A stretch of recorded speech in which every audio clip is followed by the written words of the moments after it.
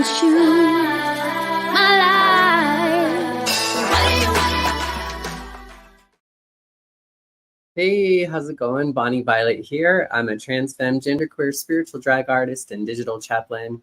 And in case you don't know where you are, you have found yourself at Dragon Spirituality with Kween Bee Velvet. This Kween Bee, it will be my 56th drag artist that I've interviewed to talk about their spirituality. I'm really excited. We've had this on the books for a couple of few weeks now, and so I'm really excited to have an opportunity to get to know Kween Bee a little bit more and to introduce her to you a little bit more. For folks who've never been to one of these before, it is live streamed, but we also use the recording for audio podcast, as well as this will live on YouTube. So if you do end up, wanting to share this with a friend, or maybe you have to leave early, you can check it out later as well. Also, you're more than welcome to engage with us in the comments if you join us in the live stream. If you have questions that you would like to ask Kween Bee, or you'd like me to ask Kween Bee, or anything else, you're more than welcome to put in the comments. Been a little under the weather, so my voice is has a little bit more bass than normal. And I have a little bit of medicine head, but I'm super stoked to be here this evening, and I'm glad that you all were able to join us. And I'm going to go ahead and bring Kween Bee up on the screen. Hello. Hi, how are you? I'm good. How are you? Pretty good. So let me get on my spectacles. For sure. You look amazing. Thank you. You do too. Thanks. I feel like I threw everything on today. No, but it's okay because I love the headpiece. Thank you. That's, it drags that way sometimes, You're welcome. Grab what's in the room. Mm-hmm. And that's throw it on. Yes. Do you want to introduce yourself a little bit? Yes. My name is Kween Bee Velvet. I'm from Pocatello, Idaho, and I have been doing drag for about 3 years. So that's the basic rundown of me. Awesome. Great. Well, and I know you've watched a few of these before, and if folks have too, I always kind of just go right in there and talk about your childhood. So I would love to hear a little bit about what you learned about spirituality or were taught, any sort of experience around spirituality as a young person. Yeah. So I grew up in this weird position of being LDS, but also being excluded from the church because of some of the things my family did. My dad grew up LDS, but then he kind of left it for a little bit. But then he had kids and decided, okay, I want this. So he started making me and my brother go to church. He wouldn't go to church. He would make us go to church, which already kind of a bit of a red flag. Immediately, I knew that we were completely different from the other people in the church. We were often excluded, very obviously spoken to differently in the LDS church. Like, I'm not sure if it was like intentional or is that unintentional, like just rudeness overall, but that's something I experienced at like literally age 6. I was like, okay, this ain't the tea, man. So I was kind of fed up with it. Eventually, I was doing Boy Scouts, and it was miserable for me. I didn't enjoy it. I didn't kind of want to do the things that they wanted me to do. I didn't want to go camping. I didn't want to go fishing. I didn't want to learn to tie knots. I wanted to dance and be myself. But I was made fun of for kind of the fruity things I did. Gotcha. Eventually, I told my dad that I wanted to quit the church before I quit Scouts, because Scouts at least still had some friends outside of school. And I had my friends outside of school, but it was nice to have that other set of friends that were still kind of, nice to me. Right. But he was not happy when I told him I wanted to leave church, even though he was non-practicing. He was smoking cigarettes, which we lived right across the street from the church, so they didn't like us. A lot of the LDS kids weren't allowed to come to our house just because of simple stuff like that. For folks who are in Idaho, because I think I don't think because the Boy Scouts and Mormons are very interlocked. Yes. Correct? So they recently changed it because of how interlocked they were, which Boy Scouts should be completely religion free. And I think anyone should be able to join Boy Scouts if they believe they are able to. But when I was doing Boy Scouts, which was back in like 2010s, early then, it was very LDS. They even taught you in their very fundamental LDS things. It was stuff like that. And, you know, like even growing up, I think like my mom's been working in the restaurant that she worked at for a long time, and they kind of looked down on her for working in a restaurant. It's like it's a lot of things that kind of built up, and I knew I did not belong there. And it's kind of sad that as a 6-year-old I could recognize like this is not normal. These people are not treating me like. Did it feel that way as far as like the social aspects or kind of the religion aspects, or did that all feel kind of the same? For the religion, I was just like, and there's nothing wrong with being LDS, but in my experience, I was just like, this shit cannot be real. Like, you cannot tell me that I have to follow all these rules in order to appease a God who is somewhat all loving, but he does not love. Back then, it was Black people. Apparently, like the LDS church has a lot of history with racism, but especially with gay people. And then they kind of like flip-flop with their stance on it. They're like, oh, you can be gay, but it's very strange. And I knew immediately when I was hearing this stuff, I was like, that's not okay, because my grandparents are gay. I have 2 gay grandpas, which and that's something my mom taught. I think my mom taught us differently, for sure. My mom did not grow up Mormon. There's a lot of aspects to my life. So my mom did not grow up Mormon. She grew up kind of lightly Catholic, could believe in that. But, you know, she supported me when I wanted to leave Boy Scouts. She supported me when I wanted to leave the church. But it's just weird. Like, it was weird. My mom taught us that gay people were good because her dads were gay. And, you know, we knew that it was okay, but then I was being told something differently. So I knew it was kind of bullshit. That's kind of, I was like, okay, well, I believe my mom more than this book. So. And you had mentioned in your bio that you had grown up LDS, but then you kind of started creating your own spirituality. Yes. When did that begin for you? It honestly began for me in like middle school, when I kind of learned about spirituality in the sense of actually talking to spirits, which we'll go deep into that.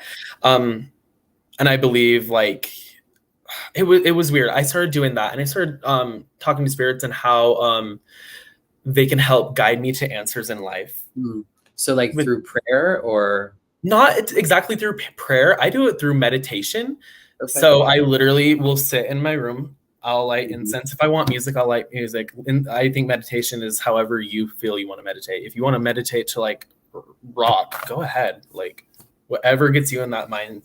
And I focus on one thing I really want to lean in on when I meditate, because sometimes meditating, I think it's very releasing, but it can be draining sometimes. Like if I really can't get something out of my head when I'm meditating, it can be really draining. And I didn't start meditating until freshman year of high school, when I was really into my spirituality. And the weird thing is about my spirituality is I kind of, it's a mishmash. There's a lot I believe. There's some things in like the Christian religion that I'm like, okay, I believe that. I think that could definitely be things. There are things in Buddhism and Hindu and quite literally probably every religion. I think there's truth to everything. And have you kind of just like read books or learned about things, watched videos, or have you like any leaders or guides, I guess? So it was all up until I think high school videos, which, you know, like it was kind of hard because I understood what I believed, and I was like, okay, I like the idea of this, but I didn't know how to practice it yet. Right. And it didn't take until high school when I met a girl named Jenna, and she was kind of like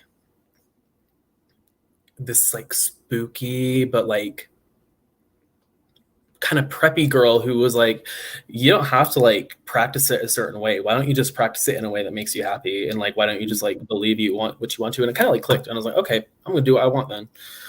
I'm going to believe what I want. I'm going to meditate how I want. I'm going to put my energy into what I want. And that's really where I found a lot of happiness. And is that kind of the outcome? Yeah. Like what is kind of the outcome of your spirituality?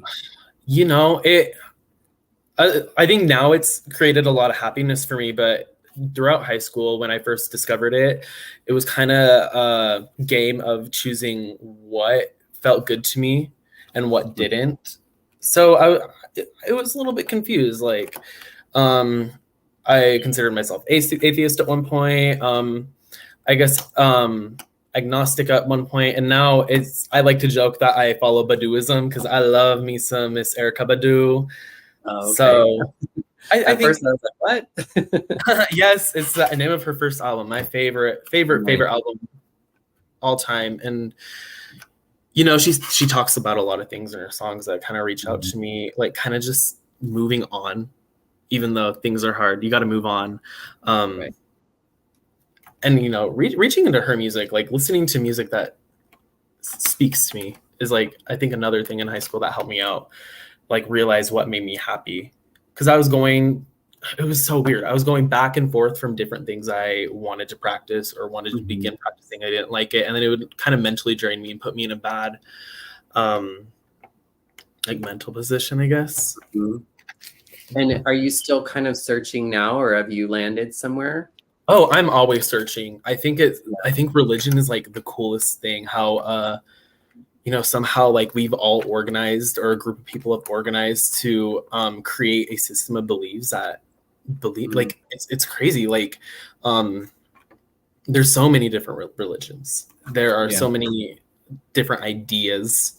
There's even like cults could be seen as a form of religion. I know a very large one near my town. So yeah, I think I mean, it's so interesting. I've always been what I would say like kind of a seeker too. Like sometimes I haven't always fit in like some of the community settings or whatever, the churches or, you know, whatever, but I've always kind of tried to seek. And I think for me, one of the things I've noticed as I get older is that like it's important for me to claim that I already know I have a connection with God, and I already know I have a connection with you, and you know, all this sort of stuff. And so it's like I kind of already have this spirituality that's difficult for me to put words to, because it feels like when I talk about it, it doesn't fully speak to it. Yes.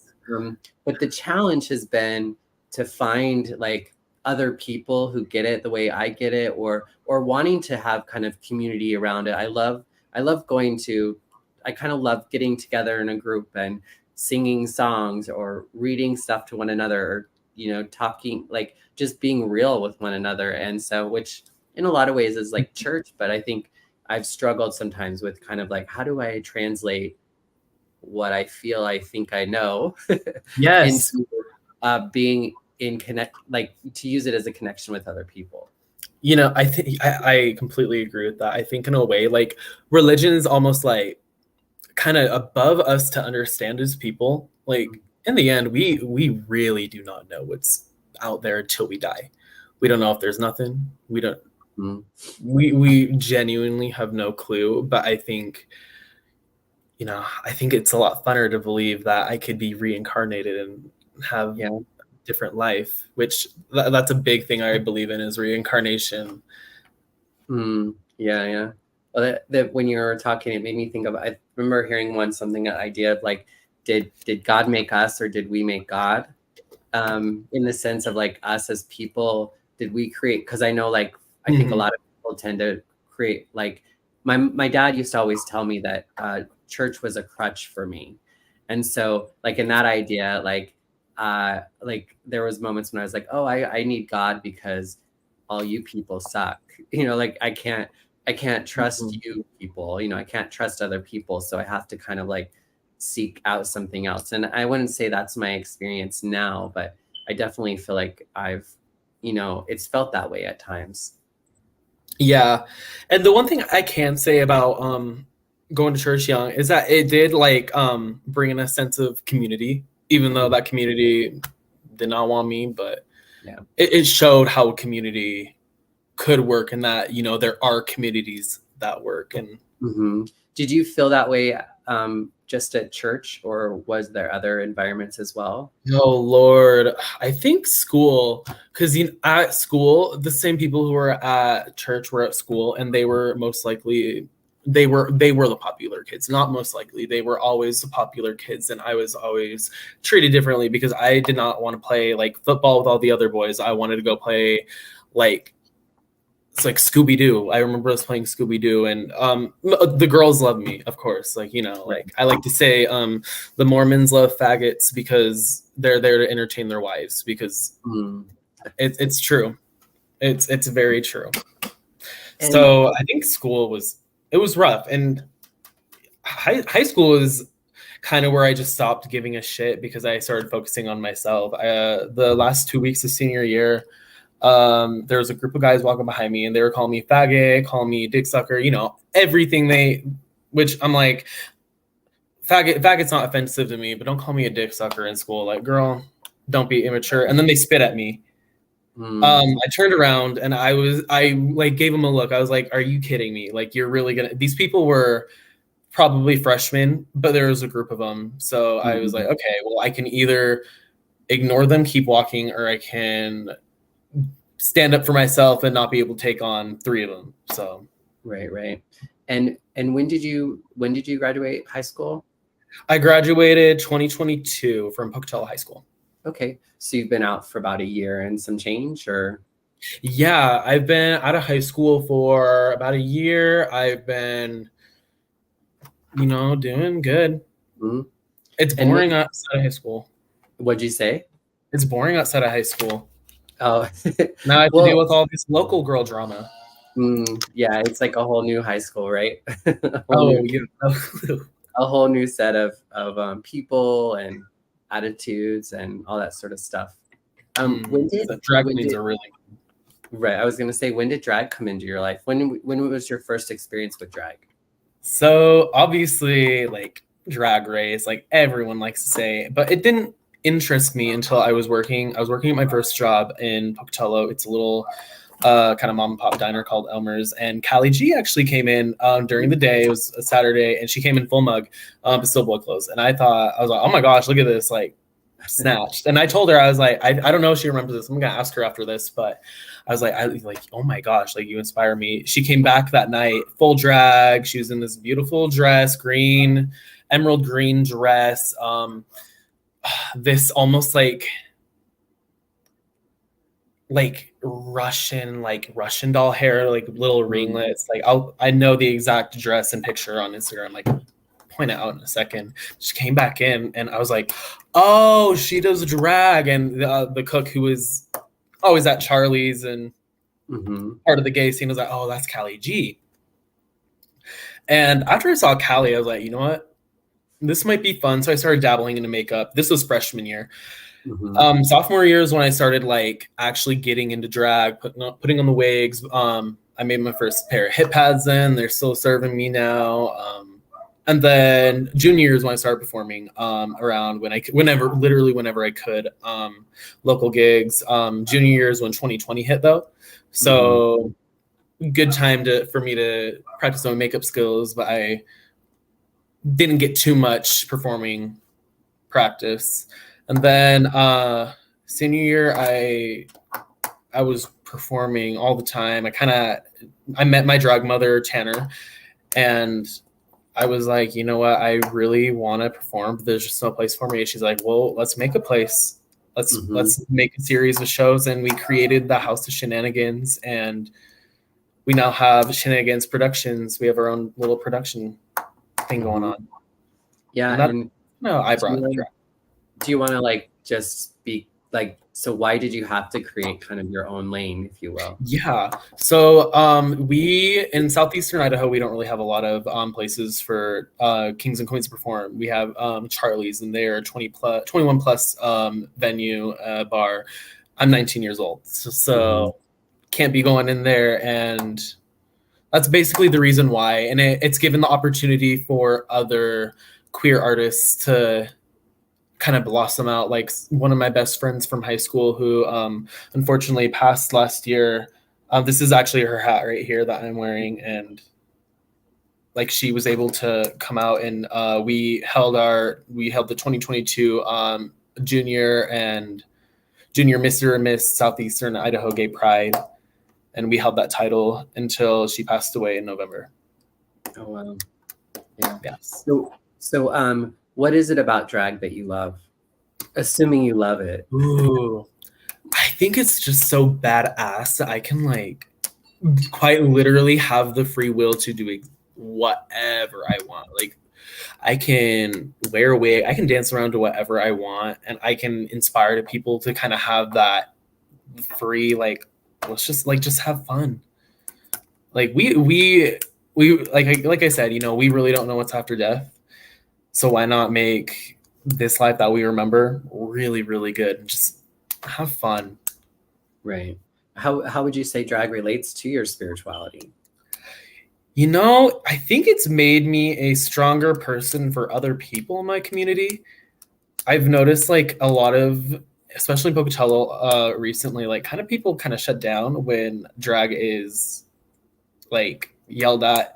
We have a lot of people going after us just because we're queens. I have people in my DMs calling me a pedophile. And I think really channeling and meditating and finding like happy energy and things that make me happy, it can literally be like anything, has made me a happier person and made me able to overcome adversity and help other people overcome adversity. I think that's probably the biggest thing, is being a rock in my community. Yeah. So it sounds like your spirituality helps you kind of deal with other people not being so kind. Yeah. Back in March, April, it was really, really hard for me. Are you banging something or playing with a card? Oh my gosh, I am. I fidget. That's okay. We can hear. Wait, it's just we can hear it. So. Oh, okay. Good to know. But what was the question? Sorry, I lost it. What was the question? I was Let's asking. Start a new one. I know, right? Sorry about that. It was okay. Yeah, getting to be a lot. So I just wanted to. I didn't know if other people were tripping. So I think I was asking. Oh, I think we were talking about your spirituality and drag. Yes. Tapping into it. Overall, I think it's just helped me be a rock in my community. Like, a lot of people come to me to talk about the issues they're having, whether it be within our own community, like with the other queens, because it's made me it's made me a very unbiased person, because I've learned to not judge people for what they believe, as I've been judged for what I believe. It's not fair for me to judge other people. Like, even though I kind of have a weird relationship with LDS people, I don't judge them for what they believe in, because what they believe in is totally valid and it's theirs to believe in. Mm-hmm. How would you describe your drag? My drag, I like to just say it's like fun. I really do whatever I want. I like to do a lot of disco numbers. It's hard to like categorize my drag. I'm such like, I think I'm very versatile. I like to get grungy and down and dirty, but I love me some disco numbers. I love some R&B. I think my everyday drag, the style is very 90s girl group, like SWV, TLC, and Vogue, kind of that style. I kind of like that, like hip hop, effortless streetwear. Nice. I saw a comment from yes. Kelly G says, I'm glad you found your spot in the drag scene since being inspired by a green queen walking into a diner. Know that one day you'll even unintentionally give someone else that ring of keys moment. Oh, March and April. Yes. Thank you, Callie. I really appreciate that. You've been a big help in my drag, and you know, I got some pieces, some Callie G pieces in my wardrobe that she's given me. She's helped me out a lot. She's like a second drag mother, I like to think. So, and the March and April. Yeah. Yes, I remember. So March and April, I was going through a really, really hard, like kind of like mental crisis. I had a bunch of like unfortunate things happen to me, like after another. My parents are still, even though they've been divorced for almost 10 years, they're still going to court things, and I was going to have to appear for that. And it was really hard for me to, I'm not even going to go into it because it's a whole other can of worms that is crazy, but I was in such a bad place, and I was ready to like just take my truck and drive off the edge of a cliff. And it really took me grounding myself at my job, I was having a full-on panic attack, and it took one of my store managers, thank you, Lisa, if you're watching this, sitting me down and helping me breathe. And it really made me think, like, this is not like I can work through this. And I did. And kind of grounding myself and finding the enjoyment in things that make me happy again, and making sure like I focus on what makes me happy, and kind of like saying fuck you to everyone for a moment because I mattered in that moment, really helped me. Yeah, it sounds like you've been able to really kind of put yourself first. I'm glad that you're in a better spot now. Thank you. I think I've been in probably the best spot I've been since high school. Nice. And what would you say? What would you say to that? You know how like Miss Callie G was talking about how Callie G inspired you. What would you say to that person that you may inspire? I just hope I inspire people. That's my biggest thing with my drag. I just want people to think either, you know, I like that drag queen, or I want to be like that drag queen, or that drag queen makes me want to be a drag queen, or makes me want to do drag. Because I definitely, everything I do, there's thought put into it. I don't do anything without thinking, but I still also do what I want. But there's some thought into it, you know. It's kind of hard to explain. Yeah, what would you say to somebody who is wanting to get into drag? I would say do it. I would say don't compare yourself to anyone on Drag Race. I think Drag Race is great, but I think it has ruined a lot of perceptions of what drag really is, or drag could be. And powder your face. Powder your face. Powder it. Powder's the thing, huh? Powder is the thing. How was it navigating being or doing drag? It sounds like you were doing drag, like learning drag while you were still in high school. How was it navigating that? I think for me, I did not want to end up being one of those Instagram tween queens who is rude to everybody, thinks they're better than everyone else, really snobby. I did not want to be one of those things. So I really took time into learning actual, like, what drag culture is about, especially like pageant etiquette and the pageant system. I've learned all about that. I think kind of steering myself away from that Drag Race viewpoint, which I love Drag Race. I hope to be on Drag Race one day. I think kind of skewing myself from Drag Race and putting myself within like drag as a whole really helped me. Knowing that I think it'll help a lot of other queens. Yeah. Kind of being indifferent. Because I think it can seem like there's one narrative, one way, one thing you can do in drag. Yeah. And I'm not even going to lie. Like it's like discouraged me sometimes, like being like, wow, that queen is 21 and they're on Drag Race and look at me at 19. But then I realized like the accomplishments I have made in drag are way more important to me than anything could be. Like I've made some incredible accomplishments in drag. What would you say is one of your favorite moments? Share with us one of your favorite moments in drag. Oh, okay. So it's not like a heartfelt moment. It's actually a drama-filled moment. So it makes me laugh now, but I was so mad when it happened. Or I don't even remember when the show was, but my drag mother put on a show, and it was we were gonna have basically like a lip sync for your life, like a little lip sync smackdown. 4 queens, 3 lip syncs, blah blah blah blah blah. Me and the first queen went. Me and Kween Bee Velvet, my sister. Me and her went. We lip synced to Spice Girls by Wannabe. I put everything in my lips. I did everything in that lip sync. I watched her. I'm pretty sure I even still won that. Still think I won that lip sync. All the judges were like, "Oh, I don't know who won." Like they weren't sure. Like it was kind of on the edge. I actually two of the judges did cater towards me. They're like, I don't know. I think Queen had the words, which words are more important than dancing.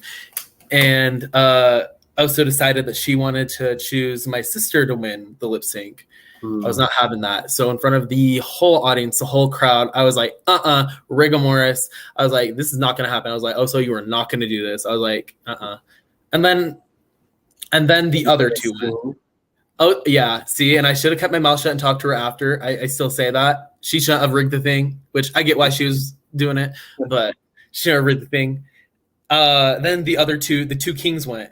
They got to lip sync to 3 different songs. The audience got to choose their favorite. And I think she was doing this to like make me even more mad. I think she was doing this to get my nerve. I think it's the funniest thing ever. After that happened, I was like, not gonna happen. I was like, you're gonna have them lip sync to 3 songs, and I'm gonna lip sync to 1 song. And it was a huge thing. It was a yelling match, pretty much in front of the audience, until I was like, I'm not gonna talk anymore. And then after the show, it's so funny to me now because we were just being petty, both of us. Mm-hmm. Like I normally am so good at holding my tongue, but who knows? I think it's the funniest thing. That's my favorite story in drag, is that whole fight, because that would have been, if other people were there, if the other queens, they would have loved it. Now it's kind of like a thing. Like if you were there, you saw me and Oso yelling match. It was. I think it's so funny now, but it was intense. Yeah, it sounds like it was. Did you feel like you were putting on a show, or was you just? Oh, I was putting on a show. I did. I was literally probably best show I've ever had up to that point. I was like, oh my gosh, these numbers have gone by great. I did all my death drops. I knew all my words, and I was basically another reason I was mad. I was basically hosting the show at that point because Oso was helping DJ. So I was basically hosting that show, being intermission, being the joke girl. So I was already like, okay, I'm like, Osa's gonna give me a break if I do mess up. But no, she wanted. And you're not. And you'd mentioned that you weren't able to perform at the bars. So where is it that you are performing? Yeah, so you can catch me and the House of Shenanigans usually at College Market for any all ages shows. We love to have them there.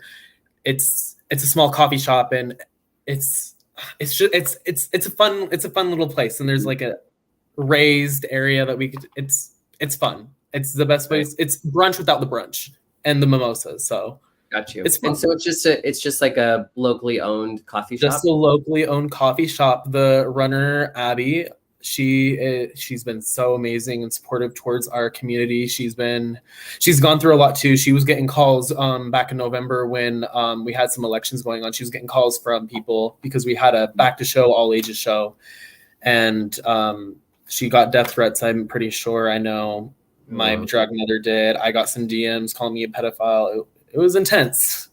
Mm-hmm. Yeah, that stuff seems to be on the up and up. What other the reason why I ask you that question too is just I think there probably are folks who might come across this who are kind of like yourself, where there wasn't maybe a venue, maybe you wanted to do drag, but and I know for me, like I'm a drag artist who I can do drag in the bars and stuff, but a lot of the time when I'm doing drag, I'm not in a bar. And so what other places outside of a coffee house do you think drag outside? Sorry, I just had a blank. But outside of the coffee house, outside of College Market, you can usually catch us literally wherever. We've been having shows at Sixes. We had them at Old Town Playhouse in Old Town Pocatello. We had them at Sarah Brewery. I think the best way is to check my Instagram at Kween Bee _Velvet to see where I'm hosting a show next. Usually it's about once every month. That's the best place because right now venues, some of them don't want to have me or at least have drag queens because of how controversial it is, which I understand it. It's tough, but I understand why. Yeah. So are most of the other drag artists that you perform with closer to your age as well, or? It's very varied, which is very good. I like how I said that. It's mostly my family. So we got in the House of Shenanigans, we got Oso Aqua Velvet, the mother. We got Giovanni Velvet, Kirby Velvet. There's a lot of Velvets now. We have like a little dynasty going on, and usually they're around the ages. At least my siblings are around my age, like 19, 20. And then the other queens I perform with are usually in the 30, 25 range. And then my favorite, I love performing with older queens. Love it. Because it's my favorite. I get a kick out of them. And how is it having a drag family? And what does your drag family, like, what does that mean to you? For me, my drag family is kind of the support I can find on things I can't ask like my actual family. I'm very blessed that like my mom is very prominent in my life and I talk to her all the time. But there are things like, I got to talk to my sisters about, and I got to talk to my drag mama about. So I think having that community of like, I could talk about the raunchy stuff with them. And so I can not just about your drag, but not about just about my drag. important life stuff. Oh yeah, absolutely. And also we borrow stuff from each other. So that's another thing. Borrow blessings. We stolen a few of Osa's wigs. I actually have a wig of hers that I recently threw away because I messed up the lace. She's probably finding this out now. Sorry, girl. I threw away that wig that I borrowed a few months ago. It's gone. Right. And how did you get into the family? So I actually was talking to Oso on Grindr, and we were talking, and then because I already knew Oso because Oso was doing drag, and I already showed interest in performing. And then we actually got talking, and she's like, "So do you want to actually perform?" And that's when it was like, "Yeah, I can." She's like, "Okay, well, let's make a space for you to perform." Oh, nice. Yeah. I think that's something for folks too. If people are looking to start drag or get into drag, that it's helpful to sometimes just reach out to somebody who has either a drag style or maybe they're just local or just. I think oftentimes families really kind of help. I think they can help you kind of like cut through some of those growing pains a little bit easier, maybe. I completely agree. And like anyone who's listening to this in southeastern Idaho, like I will absolutely book you in a show. Like that's my biggest thing is I want to give other young performers a place to perform and grow as a performer and evolve as a performer. Okay. And I put up the Instagram already, but I'll put it up again for folks if you want to connect with Kween Bee. Yes. There we go. As well as if you're watching later or listening, you can also find it in the description. So go ahead. Oh, just another thing I was thinking about that kind of ties into my spirituality is I am a very big believer in the power of manifestation. Recently, my mom's actually been big into it, which is really nice, and it's helped her a lot too. But another advice of drag queens is maybe this will resonate with you. You're not going to get what you want unless you want it. So I say, ask those questions. Ask if you can have those gigs. Just ask, because worst thing that can happen is they can say no. Yeah, absolutely. Yeah, you've got to kind of just create your own, and not create your own lane, but like you have to put yourself out there, and you have to ask people. I mean, I think oftentimes, even as a producer who produces shows and stuff, I love to hear from people saying, I'd like to be in your show, or things like that. So, but I think sometimes though we think that we have to either be asked, or that must be for like I'm not good enough or whatever, sort of situations. But sometimes the difference between an artist that's getting booked and an artist is not is that they asked. Yeah. Like that's the biggest thing that I notice. Like, I will always book you if you tell me you're thinking about it, I'll ask you. But if you come make the initiative, it shows me that you want to really do it. I had at my recent show, I had a performer reach out to me and they were like, "Hey, I really want to do this gig. I heard you're throwing a show." And I was like, "Oh, you're in. Give me 2 songs. Give them to me by the end of the week. You're good." Nice. We are down to about 5 minutes left. So I wanted to give you an opportunity to share something maybe that we haven't gotten to that you would like to talk about, or if you want to just speak more to something. I'm trying to think. There's like a lot that. And if folks have questions, in the go ahead, ask questions. Feel free to ask them now too. I think my biggest thing is what I'm working on is where my career is going to go now. I feel like I've kind of stabilized myself in my community in southeastern Idaho. I have a great support group. I'm support for others. I think right now it's like, what's my next step in figuring that out? I'm not really sure, which I'm okay with that. I really am. Right. It just takes time sometimes, Awesome. Well, I really appreciate that that you reached out to me and offered to be a part of this. I've been really excited to get to know you more and Looks like we got a comment. And Callie G says, is there any part of Mormonism that you still cling to? If so, why? Huh.